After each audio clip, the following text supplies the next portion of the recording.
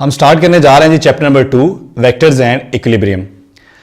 तो पहला हमारा टॉपिक है basic concepts of vectors. Physical quantities जो हैं वो हमारे पास तीन तरह की होती हैं, स्केलर्स, वेक्टर्स और टेंजर्स। टेंजर जो हैं ये आउट ऑफ स्कोप हैं, इसको हम यहां डिस्कस नहीं करेंगे।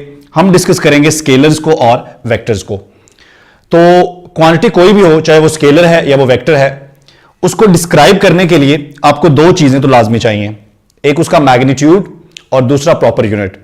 मैग्नीट्यूड जो है वो किसी भी वेक्टर का या स्केलर का, किसी भी क्वांटिटी का वो वैल्यू होता है जो नंबर्स में होता है, ठीक है। और प्रॉपर यूनिट से मुराद वो स्टैंडर्ड है जिससे हम किसी भी क्वांटिटी को मेजर करते हैं। मिसाल के तौर पर मैं कहता हूं 5 kg शुगर, तो इसमें ये जो 5 है ये उसका मैग्नीट्यूड है क्वांटिटी का, और kg जो है ये प्रॉपर यूनिट है, ठीक है। इसका मतलब है कि कोई भी क्वांटिटी है, चाहे वो स्केलर है या वेक्टर है, फर्स्ट ऑफ ऑल आपको मैग्नीट्यूड और प्रॉपर यूनिट चाहिए उसको डिस्क्राइब करने के लिए। अब तीसरी चीज है वो है डायरेक्शन। तो अगर तो किसी फिजिकल क्वांटिटी में डायरेक्शन भी मौजूद है तो वो वेक्टर बन जाएगी, लेकिन अगर डायरेक्शन नहीं है तो वो स्केलर होगी। तो इसका मतलब है कि वेक्टर्स को डिस्क्राइब करने के लिए आपको मैग्नीट्यूड और यूनिट के साथ साथ डायरेक्शन भी चाहिए। तो स्केलर्स में और वेक्टर्स में जो बेसिक डिफरेंस है वो किस चीज का है, वो डायरेक्शन का है। स्केलर्स के हम कुछ एग्जांपल्स ले सकते हैं, जिस तरह मैस है, टाइम है, एनर्जी है, ठीक है। इनकी डायरेक्शन नहीं होती, सिर्फ मैग्नीट्यूड और यूनिट होता है, इसलिए हम इनको कहते हैं ये स्केलर्स हैं। और वेक्टर्स की एग्जांपल हम ले लेते हैं जी, वेलोसिटी या डिस्प्लेसमेंट और फोर्स। तो ये क्वांटिटीज जो हैं इनकी डायरेक्शन भी होती है, इसलिए ये वेक्टर्स होते हैं। लेकिन क्या डायरेक्शन आ जाने से कोई भी क्वांटिटी वेक्टर बन जाती है? ठीक है, क्या वेक्टर सिर्फ डायरेक्शन से ही होता है? तो हमारे पास एक क्वांटिटी है करंट। अब जो करंट है, करंट का मैग्नीट्यूड भी होता है, यूनिट भी होता है, इसकी डायरेक्शन भी होती है, इसके बावजूद करंट स्केलर है। तो करंट डायरेक्शन होने के बावजूद स्केलर क्यों है, ये वेक्टर क्यों नहीं है? तो यहां पर हम वेक्टर की डेफिनेशन को थोड़ा सा एक्सटेंड करते हैं। कोई भी फिजिकल क्वांटिटी सिर्फ डायरेक्शन के आ जाने से वेक्टर नहीं बनती, बल्कि कोई भी फिजिकल क्वांटिटी उस वक्त वेक्टर बनती है जब वो वेक्टर कैलकुलस के सारे रूल्स को फॉलो करती है।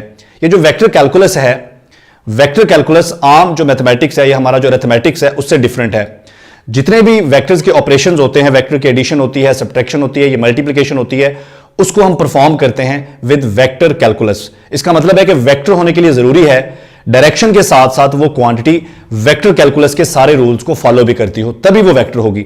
अब यही वजह है कि करंट जो है ये स्केलर है, इसकी डायरेक्शन भी है, ये वेक्टर नहीं है। क्यों नहीं है?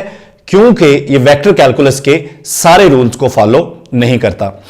तो यहां पे हमने वेक्टर को डिस्क्राइब किया कि वेक्टर्स को आप किस तरह से डिस्क्राइब कर सकते हैं, आपको उसके लिए क्या क्या चीजों की जरूरत पड़ सकती है।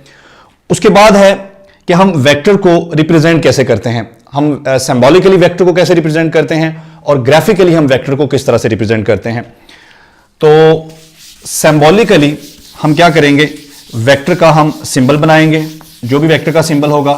फॉर एग्जांपल हमारे पास एक सिंपल वेक्टर है ए, तो वेक्टर का सिंबल बनाने के बाद हम उसके ऊपर एक एरो का निशान लगा देंगे, तो ये वेक्टर को हमने बना दिया, रिप्रेजेंट कर दिया सिंबॉलिकली। इसके अलावा एक और भी तरीका है, आप सिंबल बनाएं और उसको बोल्ड कर दें। आमतौर पे हाथ से लिखते हुए हैंड राइटिंग में हम ये वाला मेथड यूज करते हैं और बुक्स में हम ये वाला मेथड यूज करते हैं। इसके अलावा भी मेथड्स हैं, लाइक आप वेक्टर का सिंबल बनाएं और उसके ऊपर बार का निशान बना दें, या आप वेक्टर का सिंबल बनाएं और उसके नीचे बार का निशान बना दें। तो कोई भी मेथड आप यूज कर सकते हैं, लेकिन इस लेवल पे आमतौर पर हम ये दोनों मेथड यूज करते हैं, ये एरो वाला मेथड और ये बोल्ड करने वाला मेथड। इसके बाद है कि आप वेक्टर्स को ग्राफिकली कैसे बनाते हैं। उसके लिए हम एक प्रॉपर स्केल चूज करते हैं सबसे पहले, और उस स्केल के मुताबिक हम एक लाइन बनाते हैं और उस लाइन के एंड पे एक एरो टिप बना देते हैं।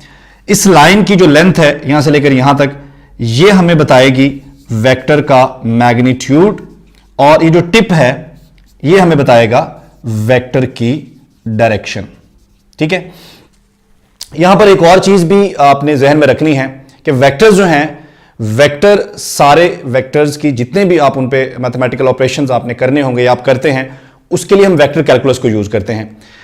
इट मींस कि आम जो हमारी एडिशन है, स्केलर्स की जो एडिशन है या दो नंबर्स की जो एडिशन है वो डिफरेंट होती है और वेक्टर्स की एडिशन डिफरेंट होती है।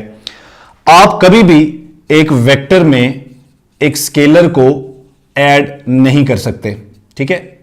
इसी तरह से आप एक वेक्टर और एक स्केलर को सब्ट्रैक्ट भी नहीं कर सकते। वेक्टर को कभी भी आप डिनोमिनेटर में नहीं लिख सकते, लेकिन आप एक वेक्टर और एक स्केलर को मल्टीप्लाई कर सकते हैं। आप एक स्केलर और एक वेक्टर को सिंपली मल्टीप्लाई कर सकते हैं, लेकिन यहां पर जो स्केलर होगा वो स्केलर ऐसा होना चाहिए जिसका कोई प्रॉपर यूनिट हो, ठीक है। तो इस तरह से ये वेक्टर्स की कुछ ऑपरेशंस हैं। अगर वेक्टर्स के बारे में, वेक्टर का कोई भी बेसिक कॉन्सेप्ट अगर आपको अभी भी समझ नहीं आया, आपका कोई क्वेश्चन है, तो नीचे कमेंट सेक्शन में आप क्वेश्चन पूछ सकते हैं। Thank you.